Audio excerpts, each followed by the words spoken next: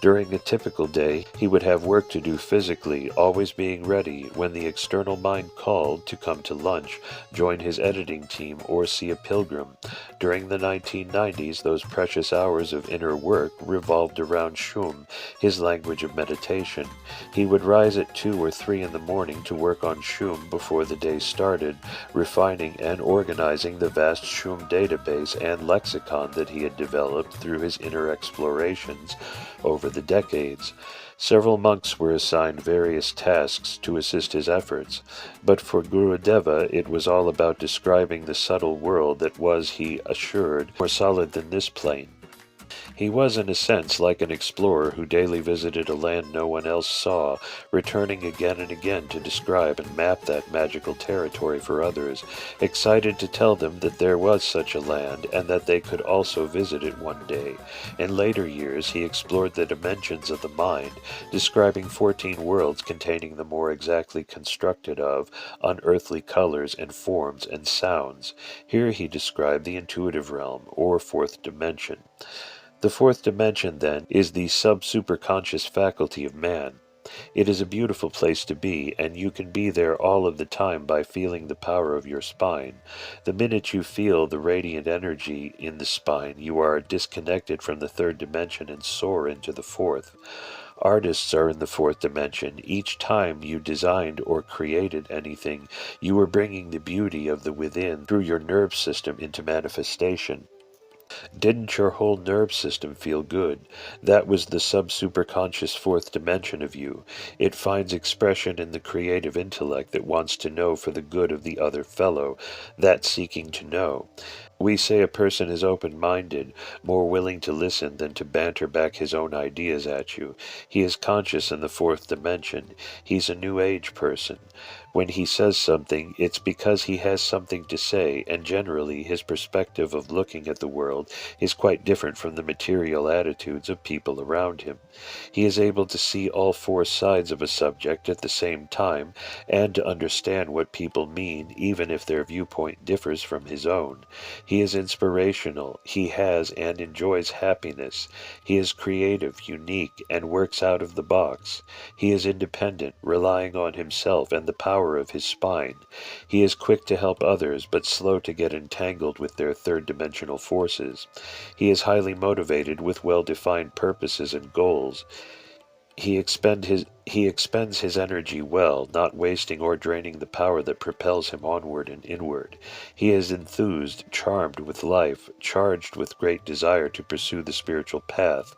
That's the fourth dimension of the mind, a wonderful place to live and to bring through inner unfoldment, for you then have the continuity of creative thought. From the fourth dimension you can see the panorama of life unfolding flawlessly day to day. You can look deeply into the subconscious, recognize and understand the chemistry of feeling, thought, and reaction. You can look into the magnetic force fields of the third dimension and comprehend the processes by which different people relate to one another. It's very easy to get into the fourth dimension, very easy. It's a little more challenging to hold that detached perspective when things are not going as well as we would like, but then it's easy to return when the forces smooth out. A typical day at home. Gurudeva loved to travel. Except for his 3-year retreat, he was away from the monastery some 2 or 3 months a year, called to open a temple, visit his initiated members, attend a conference. At home, his days were richly filled with a mind-numbing to-do list, which, harnessed by good habits, he met with elan. On most days, he rose even earlier than the monks, showered, and walked downstairs to his mahogany room. The office finished in that hard wood for him when he renovated the old estate house. After he had been working at his desk for some time, a monk would arrive with hot tea or coffee. Gurudeva would chat with the early visitor a while about inner things or a vision that occurred last night, and then dismiss him, turning to his computer to sort through the first emails of the day, check the calendar, and, twice a week, prepare for his temple talks. These were quiet moments he cherished, the lull before the day began, a time often for his shum work, which was not work for him at all, but a consuming passion where hours spent seemed like moments. Sharp at 5:15 he took the short walk to Kadavul temple, where the monks gathered each day for Shiva Puja. He would greet Shiva with hands pressed together, then walk around the temple's main hall to sit in the back corner in a tall back wicker chair. As the monks gathered before the puja, each would offer him a flower, lovingly touch his feet, prostrate, and then sit nearby to enjoy a few informal moments together with their guru. At 5:30, Guru Deva would stand for an arati for Ganesha and Murugan, before walking up to the inner sanctum, taking his special seat just a few feet away from Shiva Nataraja. There he sat erect, immersed in what he called outer worship, first external worship, then internal worship.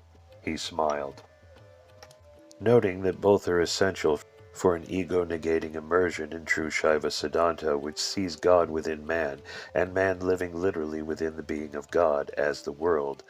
At 6 o'clock the puja ended, and he would stand and thread through the temple catacombs to the adjacent Guru Pitham. He always brought a flower from the Shiva sanctum to offer at the small Yogaswami shrine, worshipping his guru alone each morning before the monks gathered, just as Yogaswami had worshipped Chalapa Swami in the form of his sandals.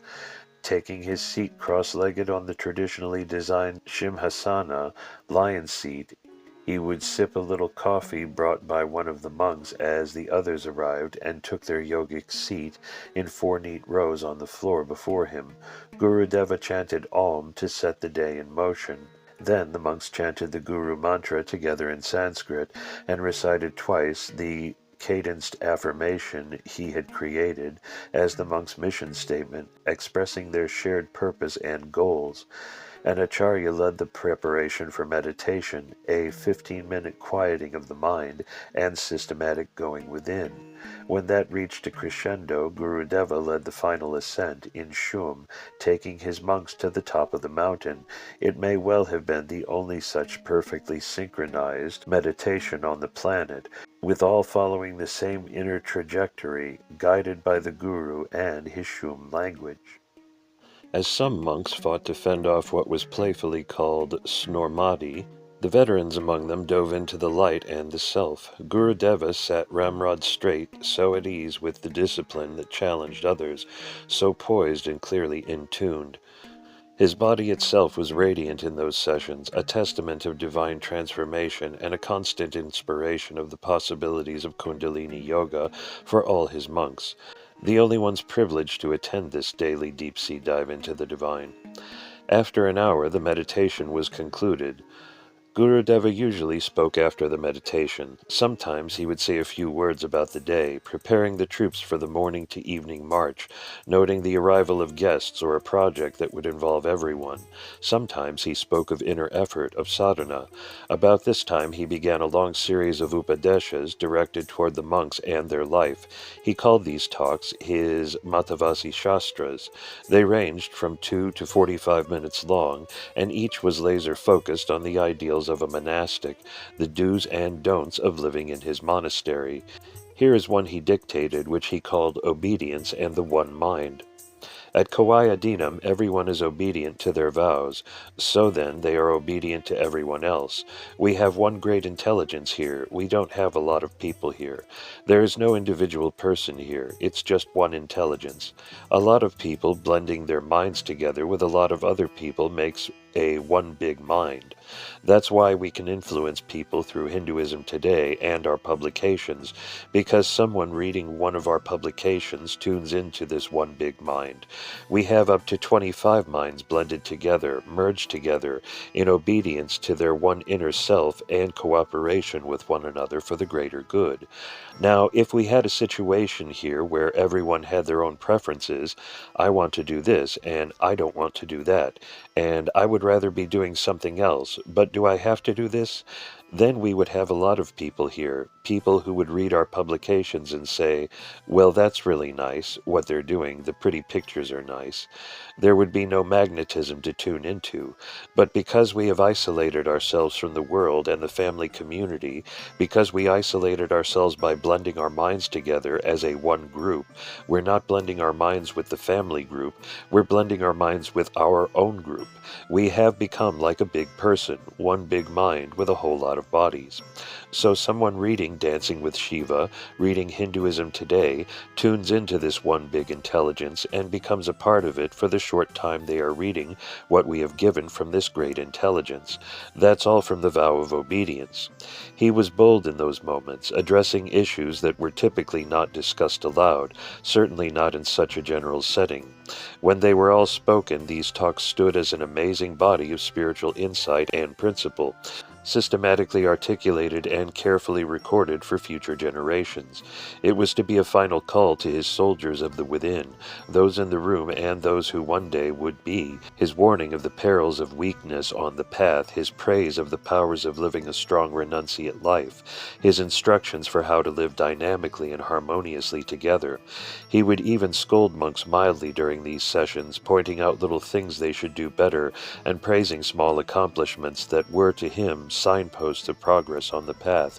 Then, when the crescendo was reached, he would smile broadly and wish each one a good day before beginning the singing of Om Namah Shivaya, which all would chant as they came forward one at a time in order of seniority to kneel and touch his feet, receive a daub of holy ash on the forehead from his right thumb, and leave the Guru Pitham on their way to perfection.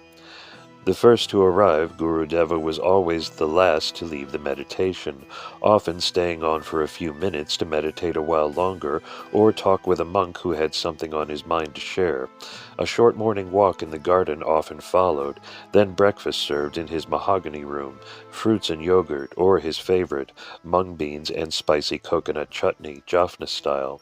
On most days, breakfast segued into a rainbow of duties that he loved, for each of them was a small part of the mission he had spent his life building. If he had major issues on his mind, he would call a meeting of the monks involved. He seldom delayed in handling issues, preferring to mount an immediate assault and resolve them right now. Absent such a meeting, his habit was to turn to the list of the day, editing a publisher's desk editorial, emailing responses to his shishyas around the world who might be asking about a new name for their baby, advice on a business decision, what to do with grandma's ashes, or how to avoid a threatened divorce. The list went on, hour after hour, preparing for stewards' meetings, resolving petty conflicts between monks, communicating by phone and email with shishyas, satsang groups, and branch monasteries, and guiding 30 or more Kulapati families and a half-dozen church missions in several countries. When that was done, there was more, resolving financial and legal issues, guiding temple boards of trustees, gathering with groups of monks handling projects, fielding editing questions, publishing questions, public relations questions. He kept close to the business of the monastery, signing all contracts and bank loans, and each and every check. In the midst of all this were spontaneous meetings with the monks throughout the day. His door was always open, and no one need make an appointment to see the Guru. This all came to a temporary halt whenever pilgrims were waiting for his darshan. He loved visitors and considered their arrival to be the arrival of Shiva himself. Greeting pilgrims was a central duty, and he told the monks, the only reason for anyone to visit the monastery is to have darshan with the Satguru.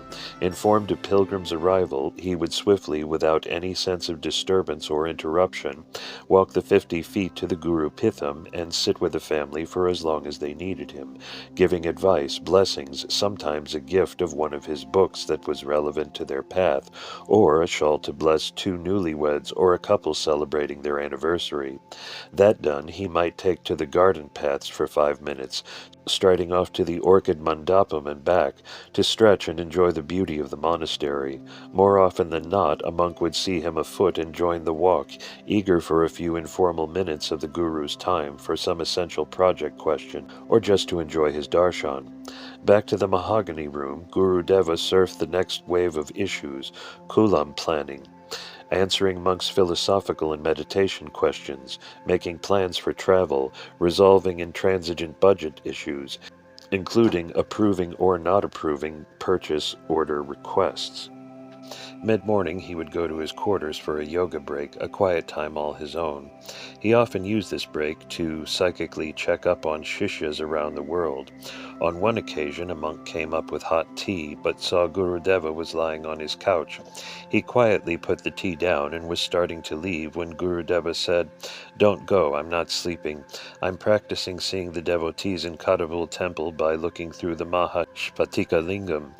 Then Gurudeva described a lady sitting closest to the step on the Ganesha side who was wearing a red dress and asked the monk to go to the temple and see if she was actually there. Sure enough, she was just as he described. On other occasions, while Gurudeva was taking his break on the couch, he described various devas who would come and offer food, sometimes putting it directly into his mouth. Within half an hour, he was back in his office, addressing questions about local politics, Yerevan temple design and production, policy discussions, cats and cows and birds and fish, wild pigs and corn, diet and neighbors, art and architecture, scriptures, intruders, and VIP visitors, a new car purchase, a new computer purchase, an upcoming inner search, the next Hindu Heritage Endowment meeting, renovations, repairs, safety concerns, monk candidates, resident guests, farming and garden issues, updating the 3-year plan, assigning temple duties, planning festivals, conceiving publications, Hinduism Today planning meetings, and audio recording sessions, arranging marriages, preparing members for Diksha, giving sadhanas and prayashchitas, taking a congratulatory call from another Swami, helping a monk through a minor crisis. Sharp at 12:30, he would adjourn to the Peacock Court. The monks would be gathered there for lunch, seated in rows on simple mats on the red bricks. He would lead the traditional Sanskrit food blessing chant and then invite one kulam each day to share with the group its progress for the past week. This was Gurudeva's way of keeping everyone informed of everything that was going on. That done, he would give his own short report on upcoming travels or some accomplishment members had made in Malaysia, Mauritius, or elsewhere, always eager for the monks to know the daily details of their worldwide mission. To signal the end of lunch, he picked up a large wood and fabric mallet and struck the 36-inch Balinese metal gong behind him, its resounding crescendo sending all off to their forest guhas for a short siesta, and him to his ryokan quarters upstairs. Early afternoon found him back in his office for a phone call or two. Then, sharp at 3 p.m., he met his editing team and took the 14-minute ride down the hill to the ocean. Without fail, the afternoon was dedicated to his books and publications, for he considered this communications and teaching ministry central to his work. By 7 or 8, depending on the intensity of the session, he would call it a day and drive up the hill to the monastery, joining his family of monks in the Sun Palace, a vaulted second-story gathering room for what he humorously called a few minutes of bad TV. But even here Guru offered the monks a mystical perspective from which to experience and gain from the mundane. Television has offered us the ability to work through our karmas more quickly than we could in the agricultural age. On TV, the other people who play our past experiences back to us for us to understand in hindsight are actors and actresses, newscasters, and the people in the news they broadcast. Shaivites know nothing can happen, physically, mentally, or emotionally, but that it is seated in our prarabdha karmas, the action-reaction patterns brought with us to this birth. Therefore, on the positive side, we look at television as a tool for karmic cleansing.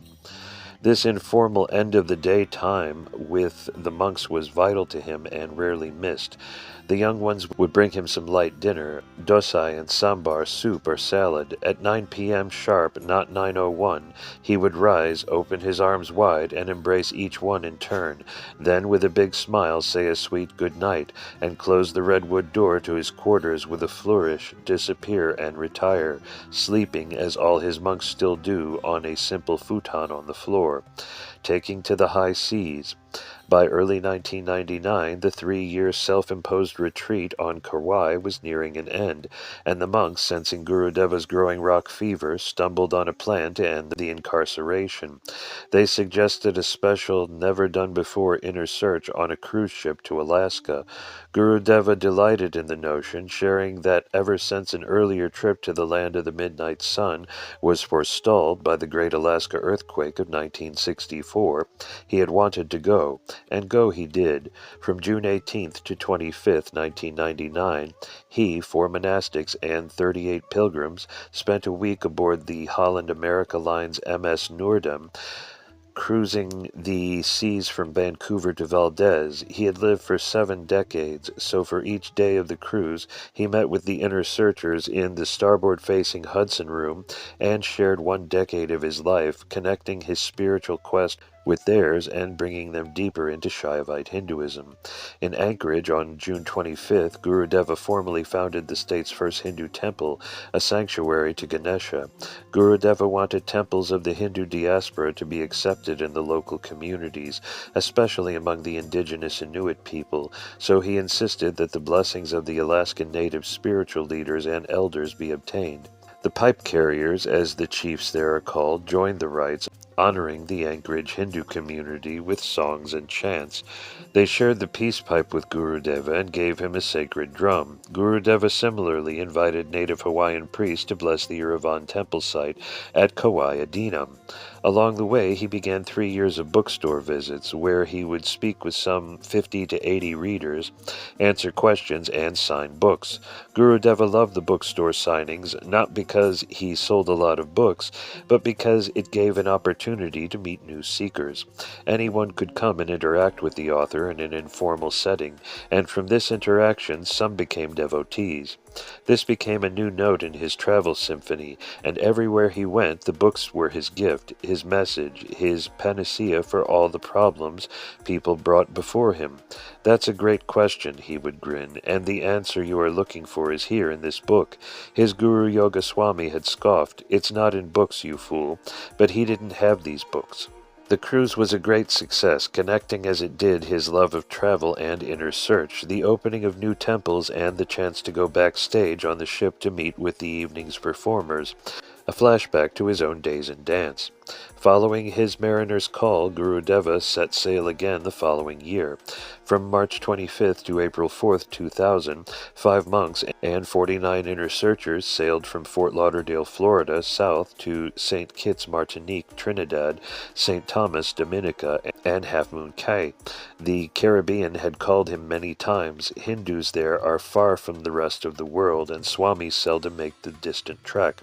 Gurudeva knew his presence there would resound throughout that part of the world, and so off he went, this time on the MS Volendam, a new and immense vessel that nearly dwarfed the islands it docked at.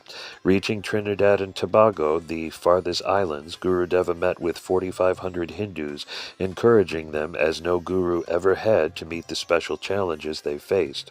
Make it last 1,000 years. Yerevan was an improbably difficult project.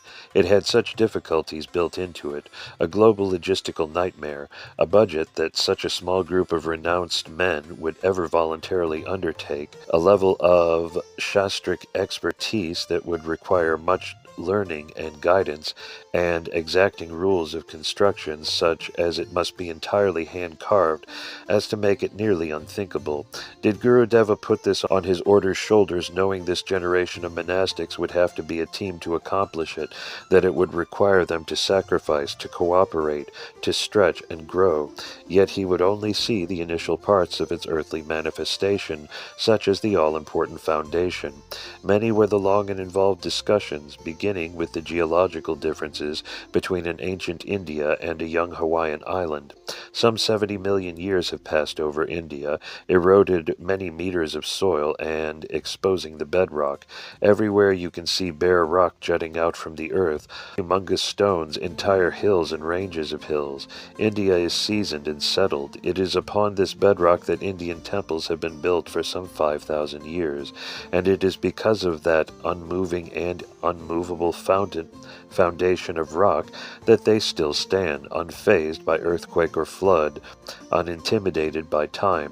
Kauai is everything India is not: young, vulnerable, slathered with a skin of clay and loose rock. Being a mere 5 million years old, the island's bedrock lies far below the surface, 80 to 120 feet. The soft subsurface is no place to build a heavy temple, and certainly not the gravity-held structure the Cholas designed.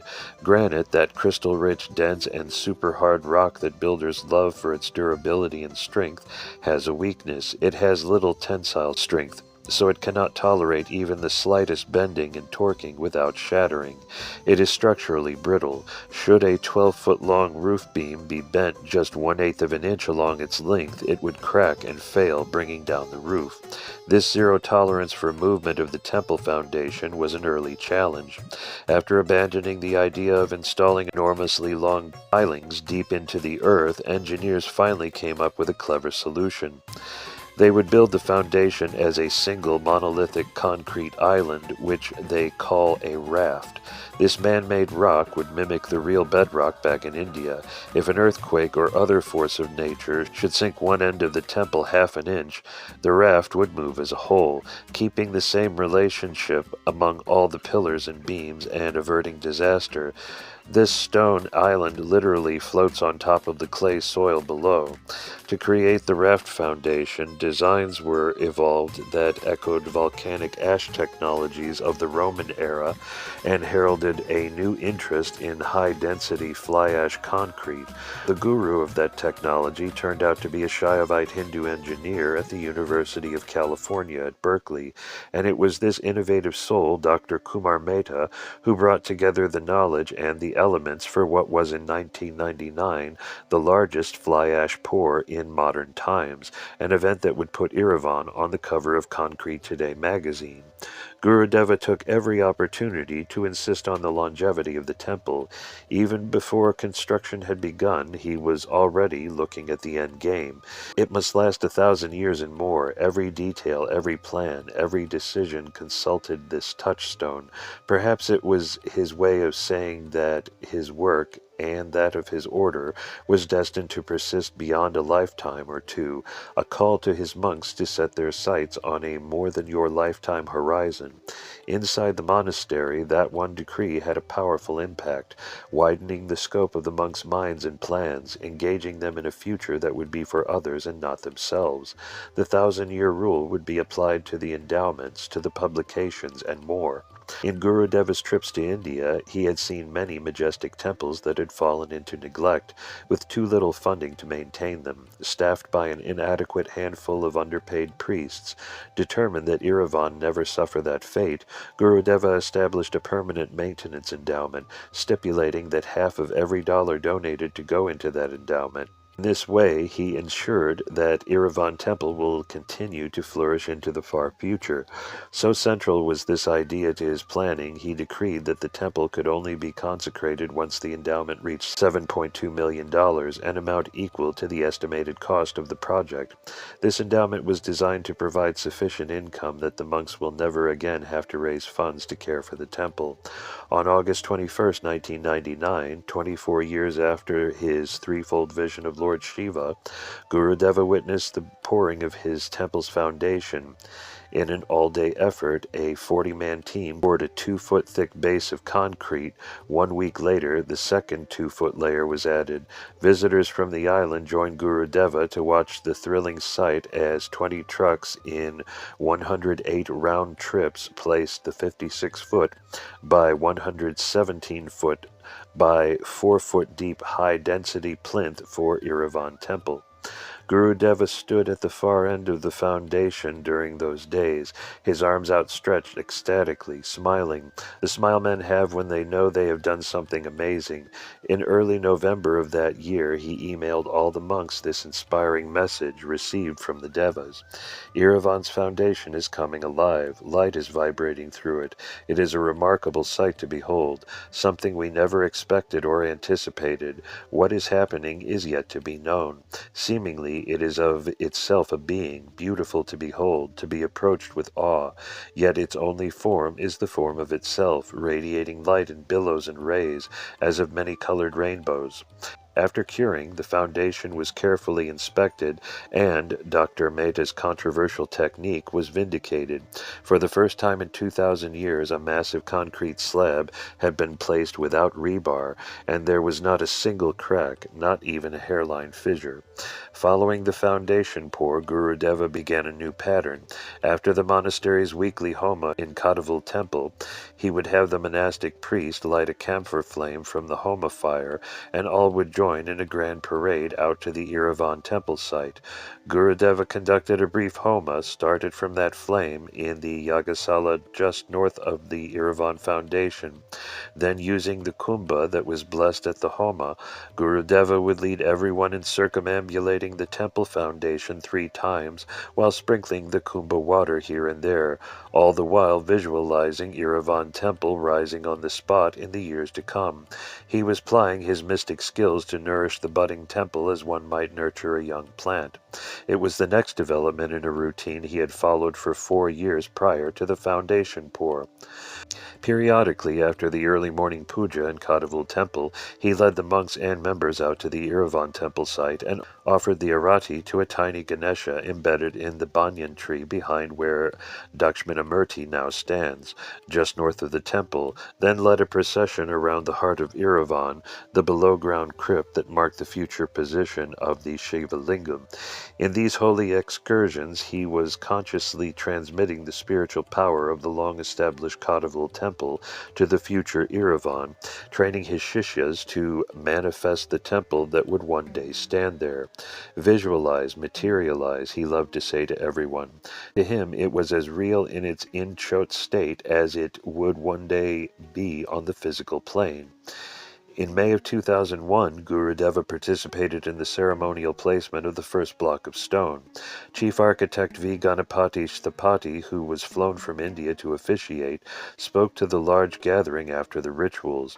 Years ago, Gurudeva invited me to come to the U.S. I had never been here before. He told me I should come and help build the Hindu temples in North America. Now I wish to relate to you a true story. You may know about the famous Nadi Shastra readers we have in India. They have large libraries of olai leaves with prophecies. Before I met Gurudeva, I went to one of these. He read my Nadi leaves and said, "The great King Raja Chola has been reborn. He is a tall man with white hair, and he will soon come to ask you to go to the west and build temples there."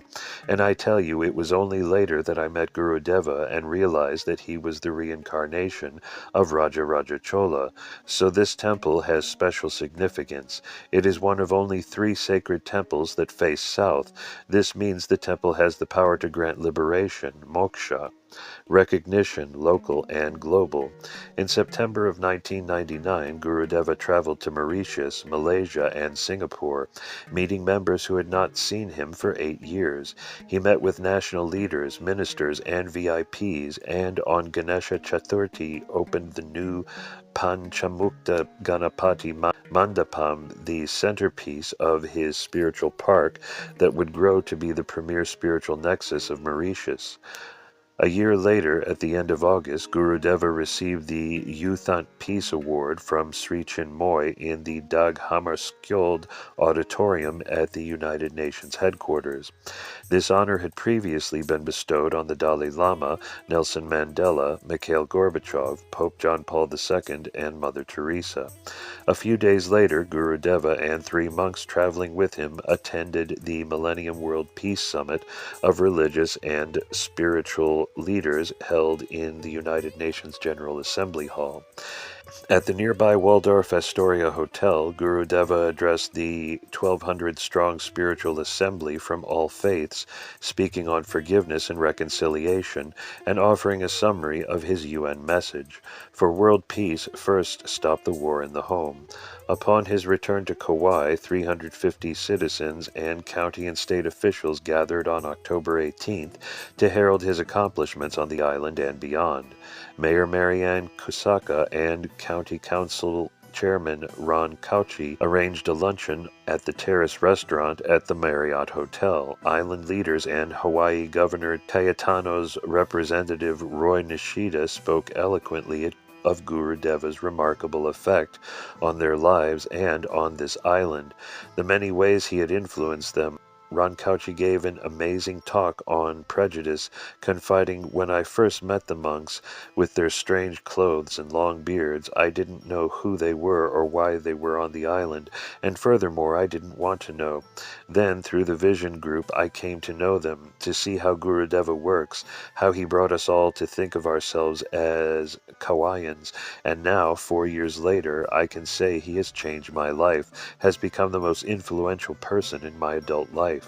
The leaders of the island appreciated Guru Deva's firm policy of being politically neutral.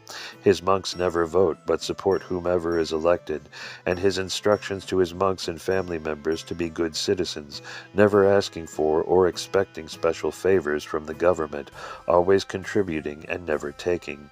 Who would have guessed that a hazel-eyed American guru would establish a traditional monastery in Hawaii that the whole Hindu world would look up to as a source of knowledge, authority, influence, and inspiration? Kauai's Hindu monastery had become something of a legend, attracting the praise of the greatest of Hindu Swamis, leaders, and thinkers, all of who were charmed by its unlikely existence and impressed by its purity and authenticity.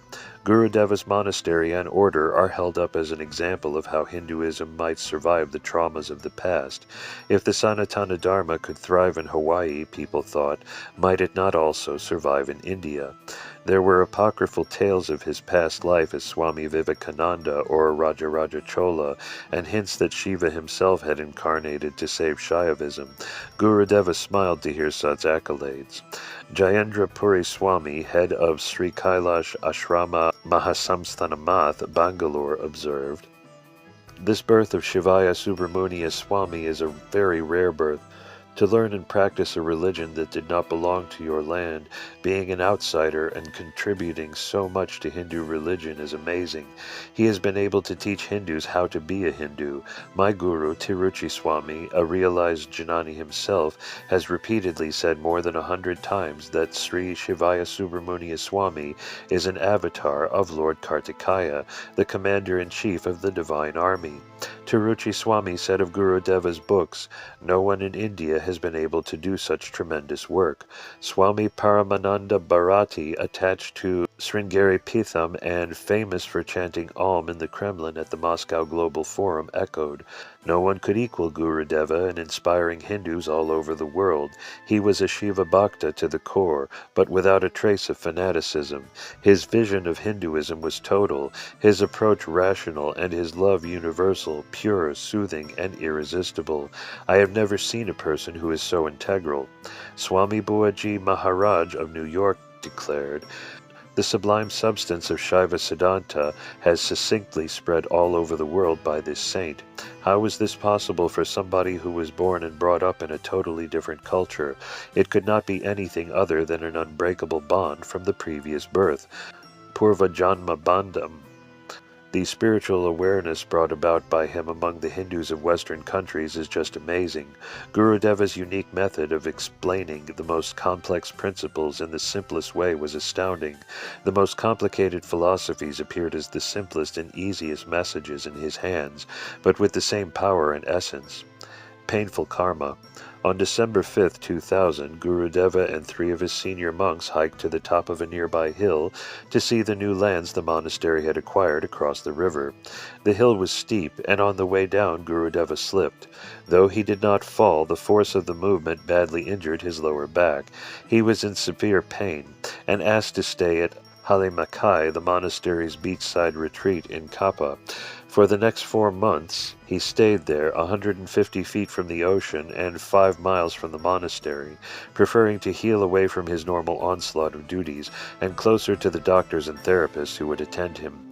Each day at lunch and dinner, 2 or 3 monks drove down from the monastery with a hot meal for him and his 3 monastic caregivers to be with him, talk story, and enjoy some personal time with their Satguru. Knowing that the European inner search was just months away, he set a major recovery plan and worked powerfully each day to heal his body. His Pilates therapist would later confide that he had never seen such an amazing healing take place, never seen an injury that would debilitate most people for years resolve itself in mere months. Even in young athletes he had worked with, let alone in a man of 73, the x-rays were almost unbelievable, when before and after were set side by side. Gurudeva did more than just heal during those months. He kept his mind active, working with his editing team every day.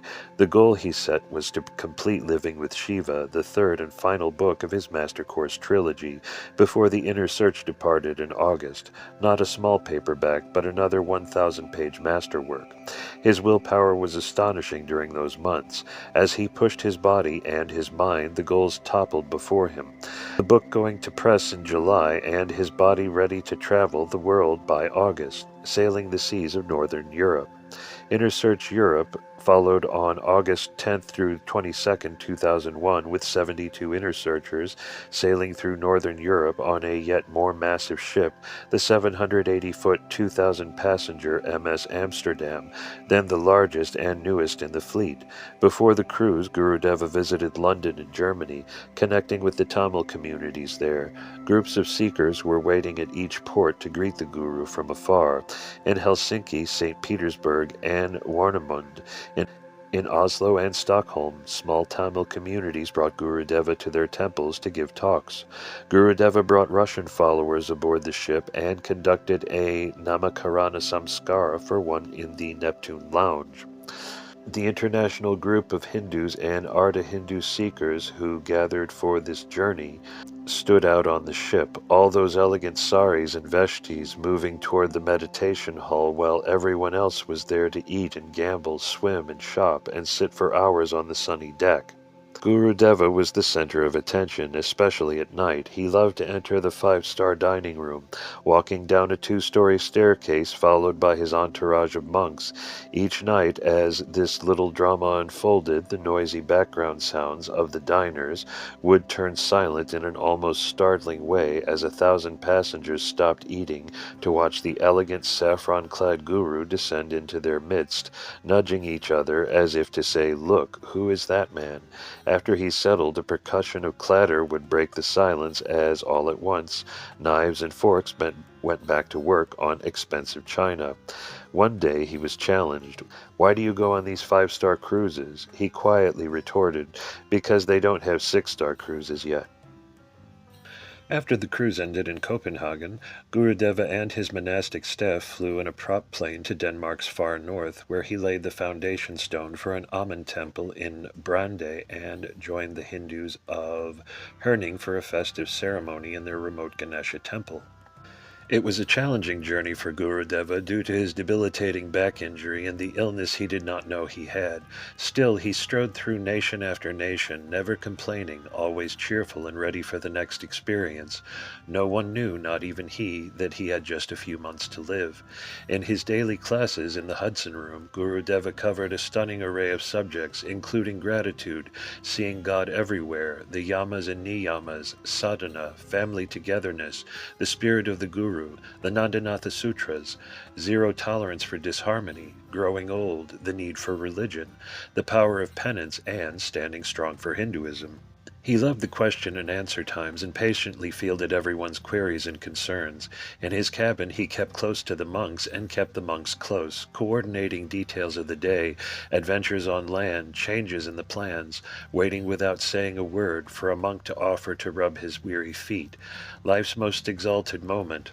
On October 6, 2001, Just weeks after Gurudeva returned from that arduous multi-nation trek through northern Europe, he was admitted to Wilcox Hospital for severe anemia. During a 3-day stay, doctors discovered he was harboring advanced stage cancers in his colon, small intestine, and brain. Gurudeva returned to Halimakai, and over the next week, teams of doctors on Kauai, in California, and in Seattle poured over test results and confirmed that he had not long to live. On October 16th, after a few days of reflection, he gathered the senior monks to inform them of his decision to fast to death. He had taught the traditional way of leaving the body called Prayopavesha, and now he would follow that difficult regimen, preferring the conscious departure of the yogi to weeks or months of medical intervention and systemic deterioration, leading to loss of consciousness. He had always spoken of death as life's most exalted moment, so the monks were not surprised by his decision. They remembered that other great souls, like Ramana Maharishi, who also had cancer, had left life consciously in this way. Gurudeva was matter-of-fact in his decision. He asked how long it would take, and after hearing some stories about others who had fasted in this manner, said, "So, in about 24 days it will be over, and I will be on 24-hour service." That theme was repeated as he sought to console the monks that now he would be with them around the clock, not just during 16 waking hours of the day. "It's a good time now, while you are all young," he observed. Still, the monks' lives were dramatically changed. Their world turned upside down in those critical few days. On the evening of the 16th, he returned to the monastery, where the monks had set up a special bed in his mahogany room. In the ensuing weeks, his own departure was not the most onerous work. It was the sorrow in the hearts of his monks. Hoping to heal their hurt, he assured them, caressed them, offered encouragement and solace. Not a syllable of complaint was uttered. At one point he whispered, "Everything that is happening is good. Everything that is happening is meant to be." From his fasting bed he gave guru initiation to his 3 successors and signed a few critical documents that such circumstances require. But mostly he was working to leave the body, not an easy thing to do. It turns out the approach of death held no fear for him, but it did focus him. As he undertook this last great sadhana, diving into the transition with the same fervor that defined all of his works, when monks would come to commune, he would softly instruct, "Sit in silence and we will communicate." There was work to be done, and it was not to be interrupted by chatter about the past or the future. The work was before us now, his work to resolve all karmas and depart through the crown chakra, the monk's work to aid his transition and prepare for a life without him. One evening, after asking if the monks had had dinner, Gurudeva sat up, pressed his palms together in namaskara, and in a weak voice offered the following message. "People say I sleep 8 hours a day, and that is a fact of life. They say I eat 3 meals a day, and that is a fact of life. You say you are the self, and they say that is not a fact of life. That is ignorant, erroneous thinking that blocks you from knowing the self. Those blocks come from Western concepts." When one of the monks asked for advice about realizing the self, Gurudeva responded, "You have to realize that you already have it. It's not something you are going to get or that is out there in time. You already have it, so you think on that. First admit to yourself that the self is in you. The end of the light is imkaif. Admit that the self is not apart from you. It pervades everything, creates everything, and destroys everything. You are the self right now.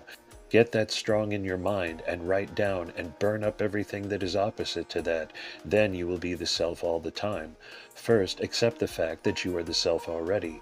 Then the end of the E is imkaif. Realize the self. Whatever comes up in your mind to keep you from the self, write down and burn. That's all you have to do. It's very simple. You have all the tools. The only thing then is to realize the self again. A senior monk placed the self-God talk in Gurudeva's handwriting in his hands and asked if the monks could read it aloud. Yes, was his simple reply. Taking turns, each monk read a few lines. In the dim light, the room bristled with Shakti. Those profound words spoken in those varied voices in this timeless moment were mesmerizing. After the reading, Gurudeva commented, "So, the self-God was true in the 50s, and it is still true in the 2000s. All present laughed in acknowledgement that the absolute truth is always the same, always true, transcending life and death. One day Gurudeva was greeting astral guests. Sitting up in bed, he would raise his hands in namaskara, acknowledging each one. At one point, in the dark of night, he told the monks that Yoga Swami had come to him and said, "Everything is finished, all is complete, I will be back." Devotees poured in from around the world to be near their Satguru in these final days, though he had requested only the monks should enter his room or see him, but his noble Shishyas were there in love and appreciation for his gifts and guidance. He had transformed their lives and had taught them the importance of being in close proximity to the Satguru during Mahasamadhi, the Shakti of which tradition says is greater than 1,000 dips in the river Ganga, 1,000 pilgrimages to Mount Kailash, 1,000 grand yajnas. At 11:54 p.m. during Chitra Nakshatra, November 12, 2001, after fasting for 32 days, Gurudeva attained Mahasamadhi, minutes before the dawn of Dipavali, Hinduism's festival of lights. A lifetime of courage and willpower was crowned by a noble departure, which showed the world and all who suffer their final days the continuing relevance of an ancient approach to death. An hour later, all the monks assembled in the monastery's Guru Pitham, as he had decreed, to install his designated successor, Satguru Bodhinatha Velan Swami, the order's senior monk, and to prostrate to him for the first time, thus beginning a new era, the era of the next preceptor in the age-old Kailasha Parampara. As a youth of 21, while still studying at the University of California at Berkeley, Bodhinatha first met Gurudeva in a brick-walled room at the Mountain Desert Monastery in Nevada. Joining Gurudeva's order in 1965, he was the guiding administrator of Gurudeva's institutions for decades, overseeing their legal and business matters. In the 1970s, Gurudeva sent him to the big island of Hawaii, there to live alone in a crude thatched hut on the ocean sands for 9 months. Gurudeva would fly to Kona to visit and guide Bodhinatha's sadhana and meditations. Such service and sadhana had prepared Bodhinatha for the momentous responsibilities placed on his shoulders. When Gurudeva stationed him in Sri Lanka for 6 months in 1972, Yoga Swami spoke into his right ear, saying, "I am preparing you for my mission." With the humility that defined his monastic life, he ascended the Pitham and became the next in a long succession of Nandinatha Satgurus. The following afternoon, the monks and Shishyas carried Gurudeva's body in procession to the monastery entrance. Unexpectedly, a police escort arranged by the mayor, who loved him so, sped the entourage to the crematorium, with police cars stationed at every intersection of the 20-mile ride, stopping all traffic along the route, as though Kauai's favorite spiritual master must get to Shiva's feet without another moment's delay. Hundreds of people were there to say goodbye at an emotionally charged memorial service, replete with a Hawaiian hula halau, offering mystical chants and dances in a riveting outpouring of love until the senior monks, chanting Om Namah Shivaya, carried his body on their shoulders the last few feet to the modern pyre. The New York Times, CNN, and others announced his passing. At dawn the next day, the monks gathered his ashes and brought them to the monastery, placing them as he had instructed in the wall of an underground cave behind the Guru Pitham. From that day forward, his life and legacy have been honored at a monthly Guru Puja on the day of Chitra Nakshatra at a shrine the monks built in the main mandapam of Kadavul Temple. On the spot he sat hundreds of mornings to give spiritual guidance to his devotees. Jai Gurudeva. Conclusion. A parampara is like a mighty river, its waters ever fresh, its vitality unremitting, branching out and winding through the centuries, through many nations and cultures. The Kailasa Parampara brings life-giving waters to all who thirst for truth. We have glimpsed 7 lives in this story, 7 great beings who strode the earth, who spoke of the inseparability of man and God, the unity and perfection that pervades every atom of the universe, 7 Satgurus who realized God and exemplified spiritual life as few have. What we have not seen is their yet to be known impact. The illumined Satgurus of millennia to come, who will meet in wisdom challenges these seven did not know would exist, and those who, upon encountering monistic Shaiva Siddhanta, will fall at their feet only to learn that they are the all in all, they are the truth they seek. No one can say how a guru should initiate another. In some traditions, such as the Dashanami orders, sannyasa diksha is a formal ritual following rigid protocols. In others, such as the Natha orders, it is usually more spontaneous and unstructured, a potent awakening that can be transmitted by a thought, a word, or a touch. The Kailasha Parampara gurus commonly pass on their spiritual power through touch. Kadait Swami was touched by the Rishi and passed his power on to Chelapa Guru by placing a large rupee coin in the disciple's own palm. At the auspicious moment, Chelapa Guru knocked a cup and a bowl out of Yogaswami's hands. Yogaswami nearly knocked Guru Deva to the ground with that resounding slap on the back at his compound gate. By such otherwise mundane gestures, spiritual power is transmitted from one generation to the next. That special touch, full of purpose at the crucial moment, acknowledges the realization and maturity already unfolded in the disciple and confers upon him the mantle of spiritual authority of the parampara, much as a father might pass a family business to a worthy son. The full weight of this responsibility is assumed only when the initiating guru leaves his physical body. To assume the continuity of the parampara, each successor leaves the lineage in the illumined hands of the next, thus fulfilling his part in a chain extending from the grace of Shiva, a chain that began with man's first search for the realization of the Absolute and will continue ineluctably to the end of time and a few days beyond.